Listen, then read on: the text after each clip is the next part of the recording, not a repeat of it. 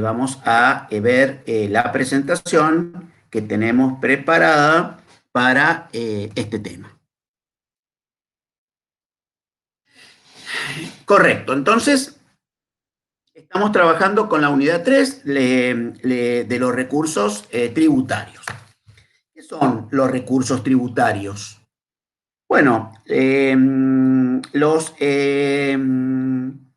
tributos constituyen prestaciones obligatorias, generalmente en dinero, exigidas por el Estado en virtud de su potestad de imperio para atender sus necesidades y realizar sus funciones políticas, económicas y sociales.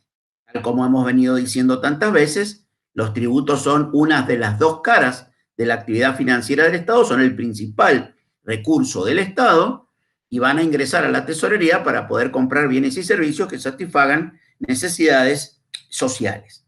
Ya vamos a hacer en la caracterización un análisis de estos puntos. Vamos a desmenuzar esta definición. ¿Por qué se dice que tiene una importancia cuantitativa la recaudación?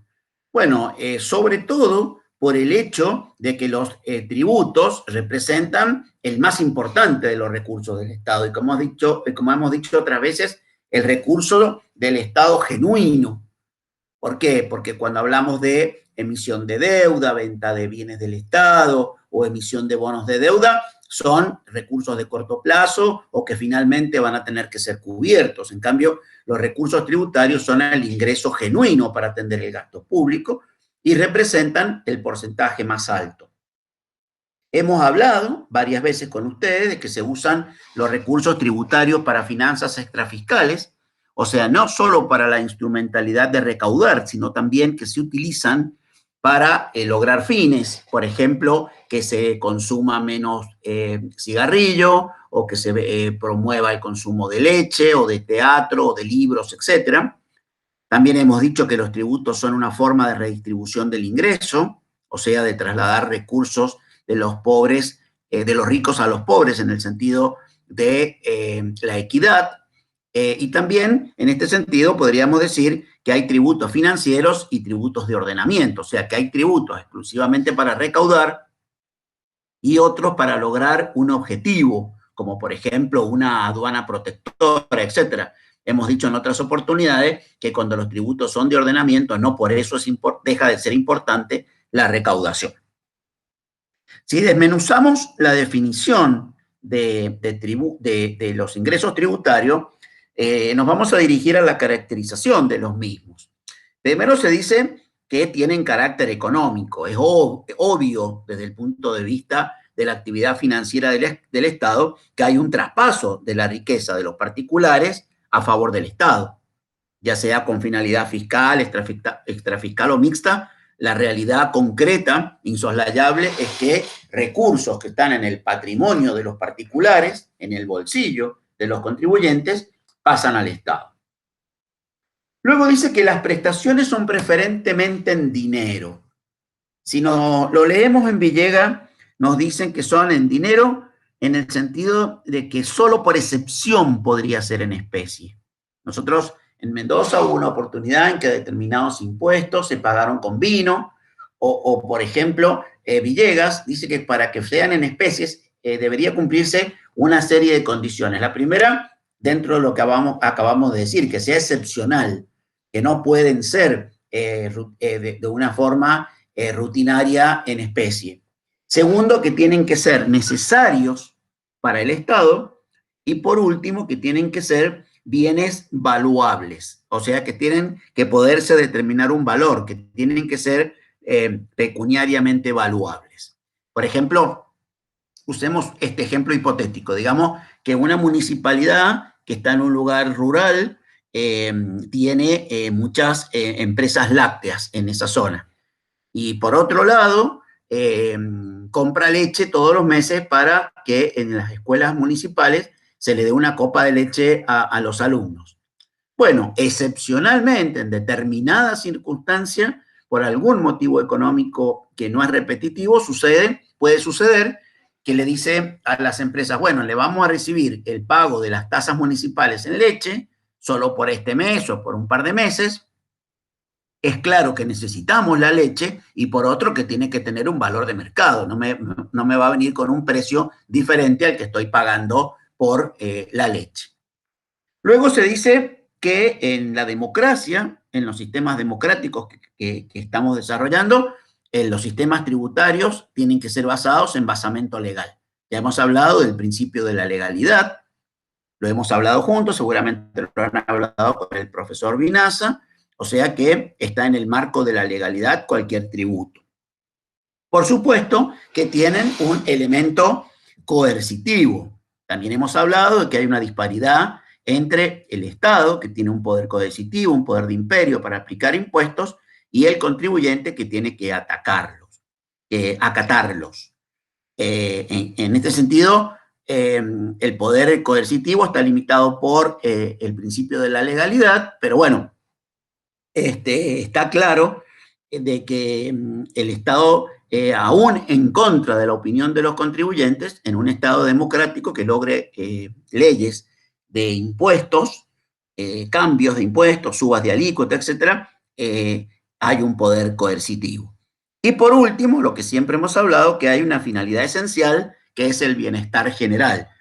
Como dice Villegas, nosotros lo hemos visto desde un punto de vista económico, que bienestar general significa, bueno, comprar bienes y servicios que satisfacen necesidades sociales o de bienes preferentes.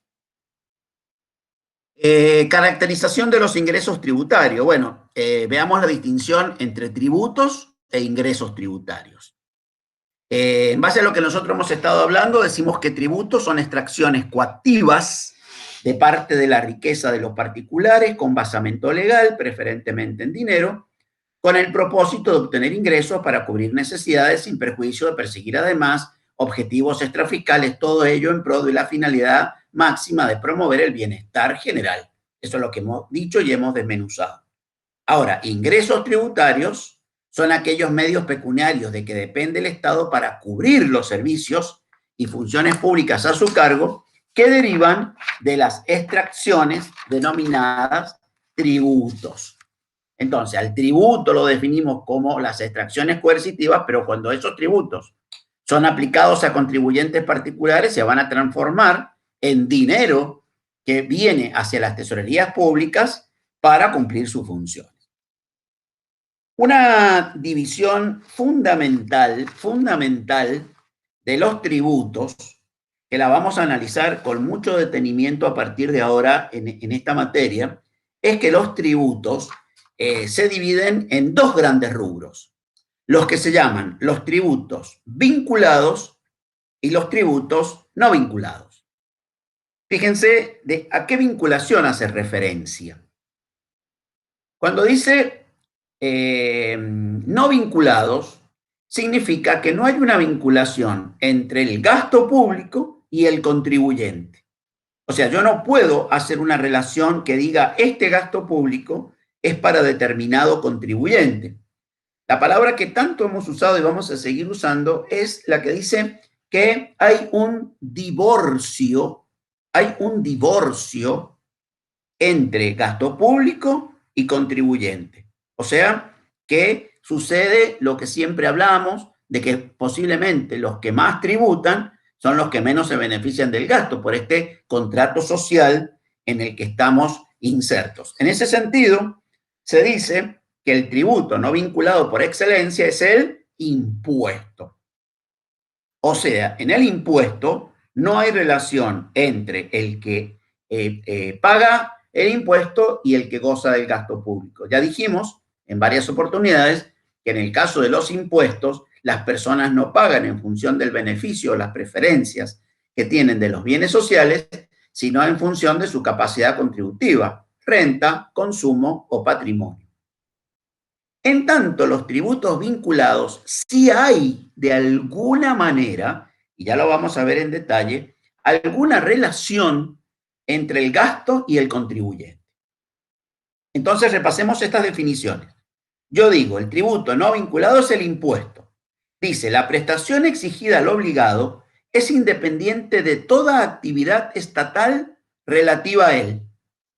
Entonces yo digo, si yo coloco el impuesto al valor agregado, bueno, yo voy a pagar el impuesto al valor agregado en función de mi consumo. Yo voy y compro un alfajor en el buffet, pago un impuesto al valor agregado. Ese 21% va a ir a parar a las tesorerías, y cuando la tesorería lo gaste, lo va a gastar en función de otras necesidades, no en mis necesidades. En tanto, en los vinculados es diferente. En la tasa existe una actividad del Estado materializada en la prestación de un servicio que afecta especialmente al obligado. Entonces, por ejemplo, yo digo, la tasa aeroportuaria. Muy bien. La tasa aeroportuaria la va a pagar el que viaja, el que no viaja no la va a pagar. Ahora, el que viaja va a tener el beneficio en el sentido de que las pistas de aeropuertos van a estar más seguras, más protegidas, más iluminadas, etc. Entonces hay alguna relación. O por ejemplo, si yo pago una tasa para renovar mi carnet de conducir. Bueno, yo renové mi carnet de conducir, hay una relación entre el gasto y el contribuyente. En tanto que en la contribución especial hay también una actividad estatal que es generadora de un especial beneficio para el llamado a contribuir. Yo, como regla mnemotécnica, para que ustedes tengan y nunca confundan tasa con contribución especial, yo suelo decir que la tasa beneficia al contribuyente, en tanto que la contribución especial beneficia más al patrimonio del contribuyente, y por eso queda relacionado con el gasto público. Por ejemplo, si yo digo, yo pago una tasa para sacar el DNI, está beneficiado el contribuyente, que va a poder identificarse. En tanto, si yo pago una contribución especial, es, por ejemplo, si yo pago una contribución de mejora porque ampliaron la ruta o asfaltaron la ruta donde está mi finca. Entonces el Estado está entendiendo que mi finca vale más, me estoy beneficiando como contribuyente, pero a través de la mejora o el aumento del precio del patrimonio del contribuyente. Vamos a trabajar en el tema de los principios superiores de la tributación, y quiero que les quede muy claro esto para cuando ustedes vean el tema. Lo vamos a ver desde dos aristas o de dos puntos de vista. Primero vamos a ver los principios superiores de la tributación tradicionales, convencionales, históricos, que son, fíjense, y se los dije en otra oportunidad, los que vienen desde la escuela clásica de Adam Smith. Ya Adam Smith, en 1776, cuando generó la escuela clásica, fue el padre, el fundador de la escuela clásica, generó los principios superiores de la tributación, que hoy subsisten y que el profesor Villegas los trata en su libro. Pero además, y yendo más allá del profesor Villegas, yo les voy a hablar de algo que se llama la reconsideración de los principios superiores de la tributación. O sea, les voy a hablar del ayornamiento que las finanzas públicas ha hecho de los principios superiores de la tributación. En este sentido, queda claro que este ayornamiento no está en el libro de Villegas. Entonces, empecemos con los tradicionales que están en Villegas, que son estos 4 que ustedes ven en la pantalla, y ya después vamos a ver los ayornados, cuyo material que van a tener simplemente, para que no recurran a libros especiales, va a ser esta clase. Bueno, Adam Smith puso algunas reglas, como por ejemplo la regla de la equidad. Adam Smith dice que los tributos tienen que ser justos y equitativos. Tienen que tener equidad horizontal y vertical. O sea, los que están en igualdad de condiciones tienen que pagar igual, y cuando hay diferentes condiciones van a pagar diferente. Filosóficamente puede llegar a ser discutido que los que son diferentes paguen proporcionalmente o progresivamente diferente. Entonces, más adelante yo me he tomado el atrevimiento de ponerles un gráfico para poderles explicar económicamente, más allá de lo filosófico, por qué los impuestos son progresivos, o sea, por qué el que gana más tiene que pagar no solo más porque tiene mayor base imponible, sino que tiene que pagar más con mayor alícuota. Entonces, cuando nosotros hablamos del método de la capacidad contributiva o el método del beneficio, que vamos a ver enseguida, es donde vamos a entrar en juegos con conflictos respecto a lo que se considera equidad o lo que se considera justo.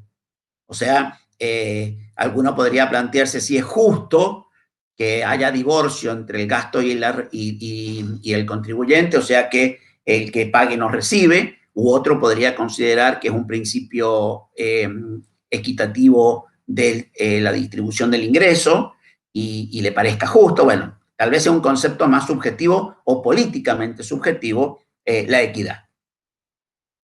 Después dice Adam Smith y repite Villegas que hay una regla que se llama de la certeza o transparencia tributaria. Significa que los tributos tienen que ser justos, ciertos, no arbitrarios. O sea que tiene que estar muy clara la fecha, el monto, la forma de pago. O sea que tiene que haber claridad en las normas jurídicas tributarias y además claridad en la difusión de las normas jurídicas tributarias. O sea que los contribuyentes tienen que enterarse de cuánto van a pagar. Tengan en cuenta que si yo hago un proyecto a 5 años, he determinado la rentabilidad del proyecto y el año que viene o el otro, mi proyecto es rentable, inicio el proyecto y el año que viene me suben las alícuotas de los impuestos, yo ya hice la inversión, ya me endeudé, me cambian las alícuotas y el proyecto deja de ser rentable. O sea, la certeza, la difusión de las normas con la suficiente antelación, etcétera, es un principio tributario. También se habla de la regla de la conveniencia. La regla de la conveniencia dice que los impuestos, los tributos en general, tienen que ser diseñados en una fecha y forma que le convenga al contribuyente, ¿no es cierto? O sea, que el contribuyente tenga la capacidad para que convenientemente pueda cumplir sus obligaciones tributarias sin complicaciones mayores. Entonces, ya van a ver más adelante cuando termine de ver todas las reglas, es como que volvemos siempre en finanzas públicas a los temas de choque de objetivos e instrumentos. Porque a veces, tal vez, veamos este ejemplo, el impuesto o el tributo más conveniente sea el menos equitativo. Fíjense que en alguna época en Reino Unido se utilizó un impuesto que era el impuesto de capitación, o sea, impuesto por cabeza. ¿Qué significa? Si en la familia hay 4 integrantes, se paga 4 veces el impuesto. Y si hay 8 integrantes, 8 veces el impuesto, un integrante una vez el impuesto por el mismo importe individual. Entonces, fíjense, este es el impuesto más conveniente, más fácil. No necesito contador, archivar papeles, nada. En mi caso somos 5, pago 5 impuestos. Si viene el impuesto más conveniente, es el menos equitativo, porque si en una familia son muy ricos, van a pagar lo mismo que si son muy pobres, si son 4 en cada familia. Entonces, muy conveniente es poco equitativo. ¿Se dan cuenta? O si yo digo, por ejemplo, el impuesto a las ganancias de las empresas es el menos conveniente, el más complicado, porque tengo que hacer muchos cálculos, archivar papeles, etcétera, pero es el más equitativo porque es el más progresivo, sobre todo a las personas humanas. Y por último, está la regla de la economía. ¿Qué dice Villegas, repitiendo la escuela clásica? Dice, los impuestos tienen que ser económicos. ¿Y para quién deben ser económicos? Fíjense que fija 3 protagonistas para que el impuesto sea económico, en el sentido de que debe recaudar lo máximo con el mínimo costo. Pero ¿para quién tiene que ser económico? Dice, bueno, tiene que ser económico, en primer lugar, para el Estado. O sea, los organismos de recaudación, ya sea la FIP nacional o ATM, Administración Tributaria Mendoza para la provincia, o las direcciones de renta municipales, tienen que ser eficientes, ágiles, no burocráticas, efectivas para cobrar, o sea, económicas. También tiene que ser económico para el contribuyente, o sea, que no tenga que gastar en exceso en contadores, que no tenga que pagar en archivos de papeles, que no tenga que recurrir a analizar muchas normas, etc. Y también dice que tiene que ser económico para el agente de retención, o sea, para el que retiene impuestos de un tercero, que sucede con varios impuestos, ya lo van a ver ustedes bien con los profesores de la parte jurídica. Muy bien. Entonces, vayamos, esto es lo que dice el profesor Villegas, recapitulando los principios tradicionales de la tributación de Adam Smith.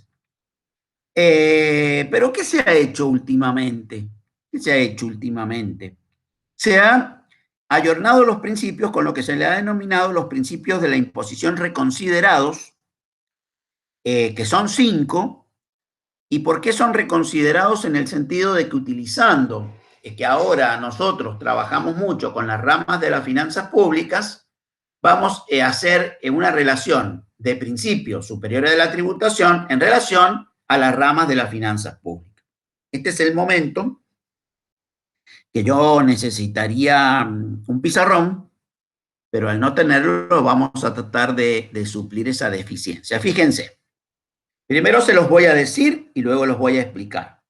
Los principios superiores de la tributación reconsiderados son la eficiencia, la equidad, la flexibilidad, la adecuación y el costo mínimo de recaudación y cumplimiento. Entonces, vayamos a la eficiencia. Dice que los impuestos tienen que aplicarse, los tributos tienen que aplicarse, logrando la mínima interferencia en la asignación de los recursos productivos, que significa que tienen que ser los menos generadores de falla de mercado posible, o sea, que tienen que lograrse con la mayor eficiencia y, si es posible, solucionar fallas de mercado. Entonces, lo primero que vamos a hacer es relacionar este principio con una rama. Es obvio, el principio de eficiencia lo vamos a relacionar justamente con la rama de asignación de los recursos o rama de eficiencia. Entonces, ¿por qué es tan importante decir esto? Porque antes uno podía llegar a pensar que los impuestos tenían que ser neutrales. Y ahora nosotros nos vamos a decir, no, no tienen que ser neutrales, tienen que ser eficientes. Fíjense este concepto. Si yo coloco un impuesto al cigarrillo, no estoy siendo neutral. De alguna manera estoy castigando al fumador. Entonces, yo no le exijo que sea neutral, le exijo que sea eficiente. Y es eficiente si logro que fumen menos. Si yo coloco un impuesto a la fábrica que produce papel o celulosa de papel y arroja sus desechos tóxicos en un río, no es neutral porque estoy perjudicando a la empresa y al comprador del papel. Porque la empresa va a ganar menos, el productor del papel, según como sea la demanda, va a pagar más por el papel, pero es eficiente si logro solucionar una externalidad negativa. Entonces, lo primero que le vamos a exigir ahora a los sistemas de tributación es que sean eficientes. Lo segundo que le vamos a pedir es que sean equitativos, parecido a lo que le pedíamos antes, o sea, que sean justos, ¿no es cierto? O sea, que el sistema tributario no solo redistribuya el ingreso por el gasto público, sino que lo redistribuya a través de los tributos. Obviamente, este segundo principio reconsiderado se relaciona con la rama de equidad o redistribución del ingreso. Lo tercero que le vamos a pedir a los impuestos es flexibilidad, o sea, una capacidad de la estructura tributaria para colaborar con el objetivo de flexibilización. O sea, que la estructura tributaria, dicho en términos económicos, tendría que ser contracíclica. Recuerden que nosotros dijimos que a veces se producían en la economía sistemas tributarios en ciclos que tenían épocas de recalentamiento, porque el ingreso estaba por sobre el ingreso de pleno empleo, y momentos de desocupación o paro, porque el ingreso real estaba por debajo del pleno empleo. Y que había que tratar de ayudar esa situación. ¿Qué significa? Que el sistema tributario tendría que ser contracíclico. ¿Y cómo lo relacionaría yo con una rama de las finanzas públicas? Bueno, muy fácil, muy claramente lo voy a relacionar con la rama de estabilidad, o sea, con la tercera rama de las finanzas públicas. O sea, que la flexibilidad principio de la imposición reconsiderado debe estar relacionado, está relacionado de hecho con la estabilidad o tercer rama de las finanzas públicas. Ya les he contado a ustedes en otra oportunidad, en otra reunión que hemos tenido, algo muy claro, que es que el sistema tributario argentino no es contracíclico, sino que desafortunadamente es procíclico. ¿Por qué? Porque cuando el ciclo sube, la recaudación está basada en impuesto a las ganancias que suben en la prosperidad y está basada en consumo que también sube en la prosperidad. Y cuando hay recesión, baja el consumo, baja la renta, baja la recaudación. O sea, el impositivo no es flexible en el sentido de contracíclico, sino que es procíclico. El cuarto sistema, el cuarto principio reconsiderado de la imposición es la adecuación. ¿Qué significa adecuación? Bueno, significa que cuando una economía crece, necesita del Estado recursos reales crecientes a través del tiempo para atender el gasto público también creciente. O sea, que si el crecimiento requerido del gasto público es mayor que el de la renta per cápita, de la recaudación, se nos va a generar un problema de adecuación. A ver si se lo relaciono con un ejemplo. Si la economía crece, el PBI per cápita crece,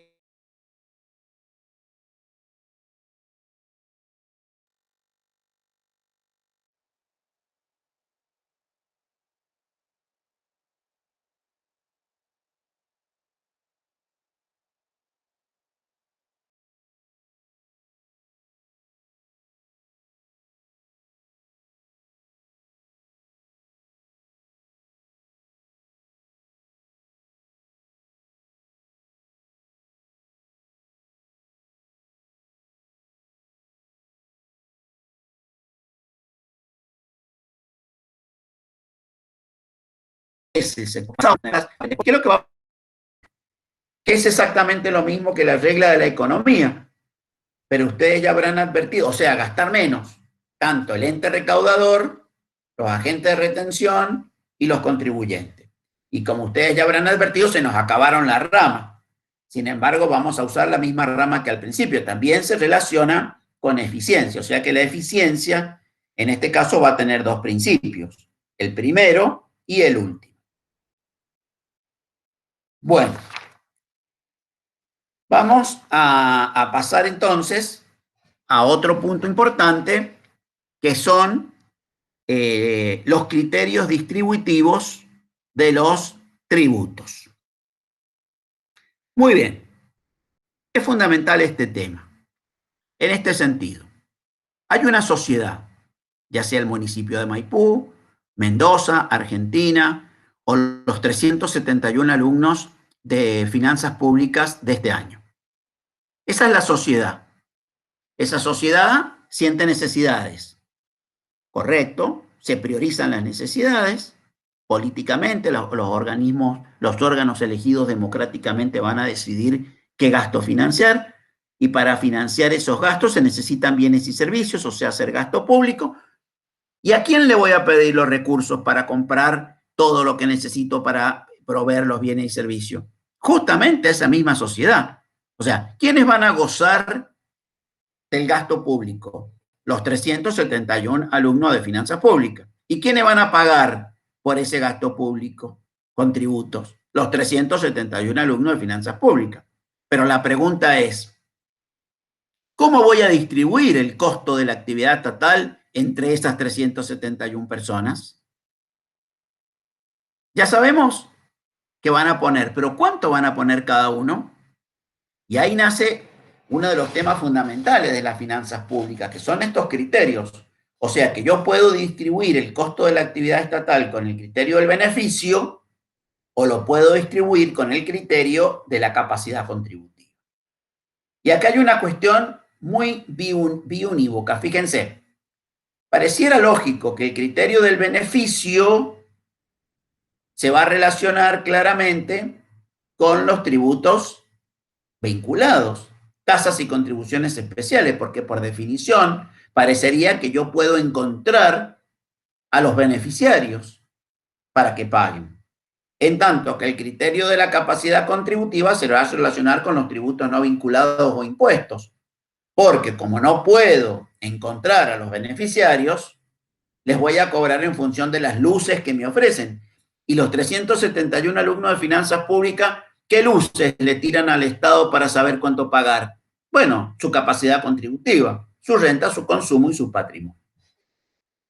Detengámonos en el método del beneficio. Bueno, esto podría decirse que viene ya desde el siglo XVIII, o sea, el equilibrio fiscal, de que cada uno pague lo que recibe. ¿Se acuerdan cuando veíamos los antecedentes de los tributos que hablábamos de precio, seguro y trueque? ¿No es cierto? Pagábamos por lo que recibíamos. O sea, que había como una regla comercial. O sea, que paga el que quiere un servicio o un bien. En este sentido, parecería perfecto el método del beneficio. Es ideal, porque el método del beneficio nos está llevando justamente ¿a dónde? Al sistema de precios, de mercado, donde no hay falla y todo funciona. Pero ¿por qué no se puede aplicar el método del beneficio? Bueno, porque lo que venimos diciendo de la primera clase, porque no hay exteriorizaciones de la voluntad de comprarlos, porque están disponibles para todo. Entonces, la cuestión sería así en dos palabras. El método del beneficio es ideal, se tendría que aplicar a todo, pero no se puede aplicar nada más que a algunos casos. Y a los casos que se puede aplicar, se aplica. O sea, cuando el contribuyente es individualizado, el servicio es divisible, que es en el caso de las tasas y contribuciones especiales. Ahora, cuando no lo puedo hacer, tengo que caer en una falla. No es lo ideal, pero no tengo otra que caer en el criterio de la capacidad contributiva. Entonces, ¿qué va a ser la capacidad contributiva como noción? Bueno, va a ser la aptitud económica de los miembros de la comunidad para contribuir a la cobertura del gasto público. ¿No es cierto?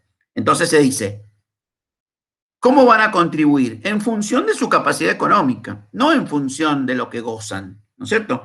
Entonces, ¿qué es lo que va a suponer esa capacidad contributiva? Bueno, que el Estado los va a señalar, los va a mirar, por supuesto, va a tener algunos límites, o sea, les va a dejar en sus manos alguna renta para que puedan supervivir, es como decir, un mínimo no imponible sobre el que no se va a meter el Estado como para que el contribuyente y su familia subsista, y tampoco va a ser confiscatorio, o sea, no va a ir a niveles superiores a lo que la ley permita.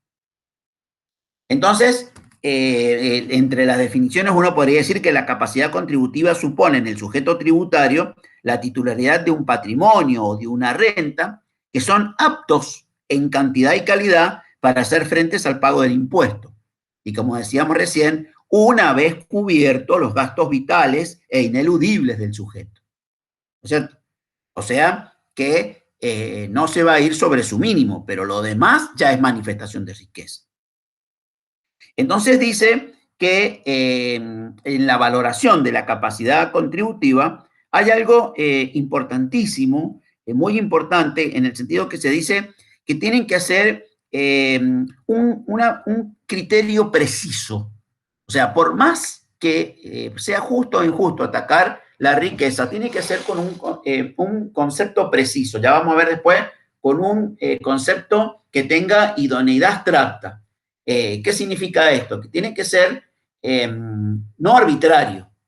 O sea, yo digo, tengo que decir que es más rico porque hace tal cosa y tiene que ser con criterios concretos.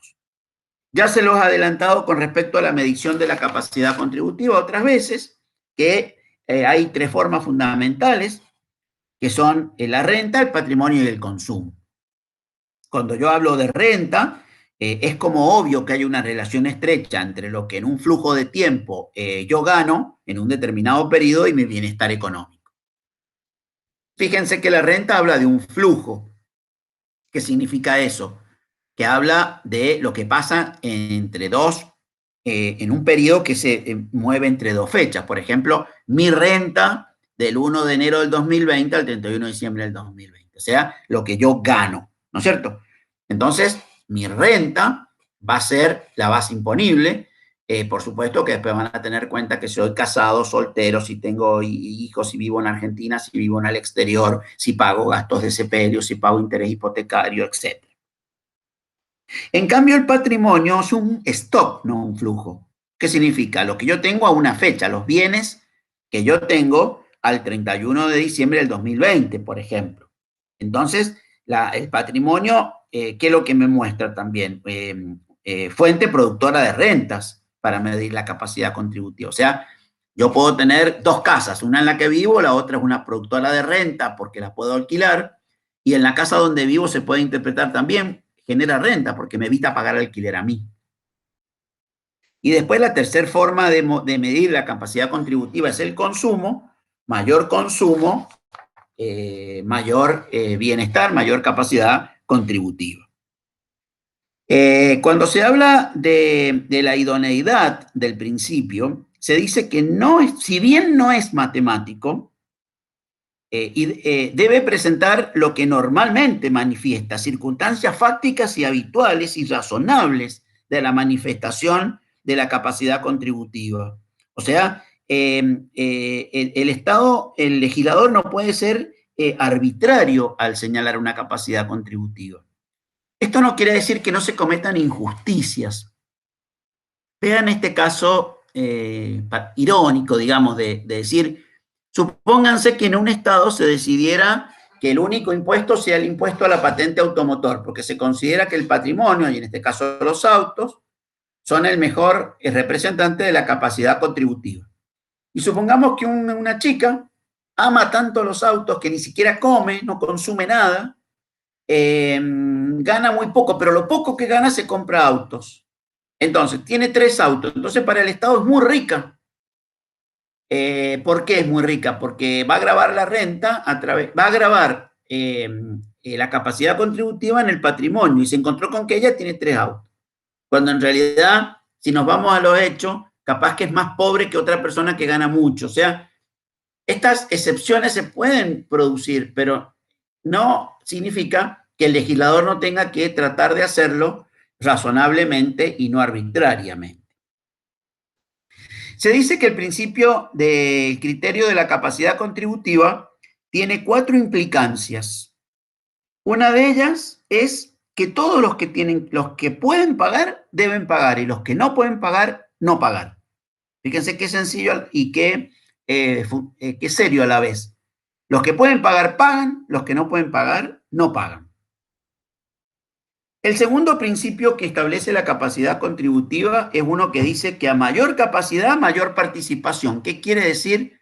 Y lo vamos a ver enseguida, que habla de que estamos dando por sentado que es justo la progresividad de los impuestos. Tercero, que no pueden elegirse bases imponibles que no sean abstractamente idóneas. Y cuarto, que no tienen que ser los tributos confiscatorios. Estas son las implicancias del principio de la capacidad contributiva. Bueno, yo antes lo hacía en el pizarrón, pero este año he preferido ya desde la que lo subí, explicar la teoría del sacrificio con un grafiquito que sé que no les gustan, por eso han estudiado abogacía y no economía u otra cosa, pero creo que resulta interesante que lo charlemos. Fíjense, una de las implicancias de la capacidad contributiva dijimos que es que los impuestos son progresivos. ¿Se acuerdan lo que son los impuestos progresivos? O sea que el que gana más, paga más que proporcionalmente. Si un auto vale 1.000 pesos y paga el 10%, paga 100 pesos.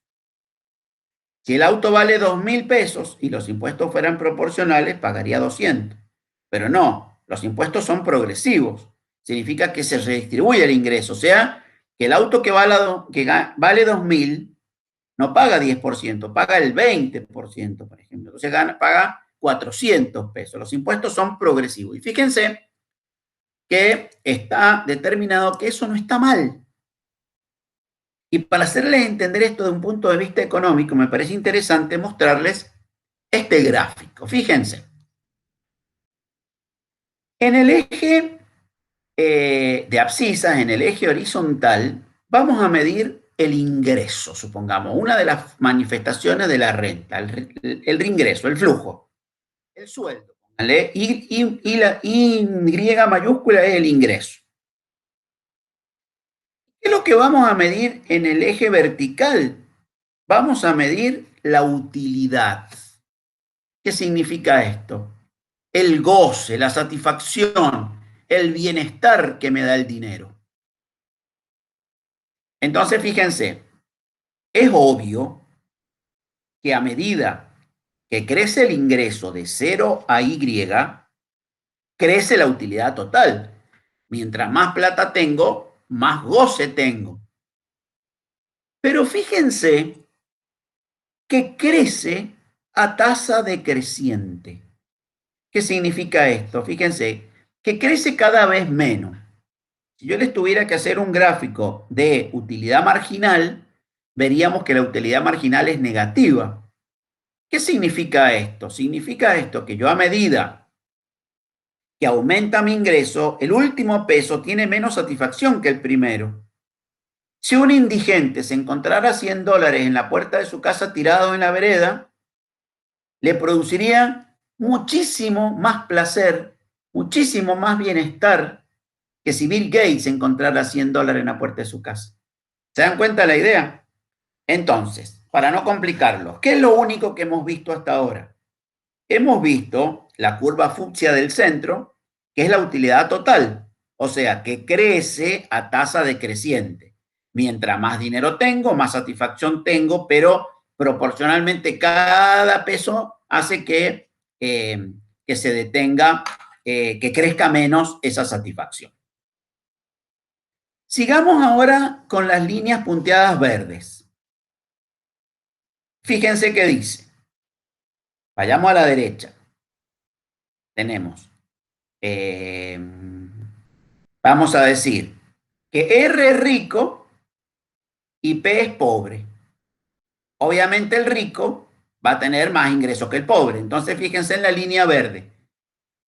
En la línea verde dice, ingreso del rico antes de impuesto. ¿Cuánto goza el rico antes de impuesto? Bueno, utilidad del rico antes de impuesto. Arriba, la utilidad que le ha producido ese, eh, ese ingreso. Y el pobre, fíjense lo que dice, ingreso del pobre antes de impuesto tiene una utilidad total antes de impuesto. Entonces, ¿qué quiere decir? Que la zona verde es antes de impuesto. Y antes de impuesto, el rico gana más que el pobre y goza más que el pobre. Muy bien, fíjense, le vamos a colocar un impuesto al pobre. El impuesto al pobre nos va a dar nos va a hacer bajar el ingreso del pobre en la flechita turquesa más chiquita. Entonces, fíjense, el ingreso del pobre después de impuesto hace que le baje al pobre la utilidad. Entonces, ¿qué decimos? Fíjense, al pobre le bajó el goce, la satisfacción, la utilidad, una flechita roja de más abajo, que significa lo que le bajó el ingreso al pobre. Entonces, fíjense en otras palabras. Para sostener el Estado,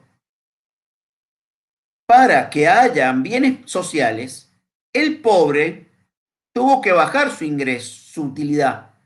¿Y en cuánto bajó su utilidad? Lo que abarca la flechita roja de más abajo. Entonces, ¿qué podría decir la sociedad? Bueno, si al pobre le bajó esa cantidad, su goce, su utilidad, que al rico le baje también igual su utilidad. Entonces nos vamos más arriba y hacemos que al rico le baje la utilidad la misma flechita roja. Pero fíjense, si al rico le baja la flechita roja a una utilidad después de impuesto, que es la línea punteada fucsia, fíjense cuánto es su ingreso después de impuesto. ¿Qué significa entonces?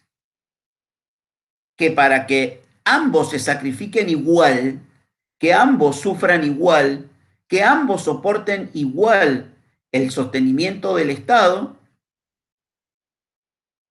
lo justo es que el impuesto del rico sea más grande que el impuesto del pobre. Entonces, ¿el rico pagó más que el pobre? Sí. ¿El rico se sacrificó más que el pobre? No. Ambos se sacrificaron igual. Entonces, la teoría del sacrificio o la teoría que justifica la progresividad impositiva dice, el rico tiene que pagar más que el pobre porque no interesa tanto el dinero que paga, sino que lo que interesa es el sacrificio. Y de esta forma, tanto el rico como el pobre están solventando con el mismo esfuerzo el Estado. Bueno, estudiantes, hemos terminado el punto 3A. He tratado de ir rápido. Nuestra idea es que cuando escuchen las grabaciones, los que tienen complicados los datos, no gasten tantos datos. Por eso hemos ido más rápido. Pero bueno, aquí quedamos. Entonces, seguimos en la próxima clase con el punto 3B.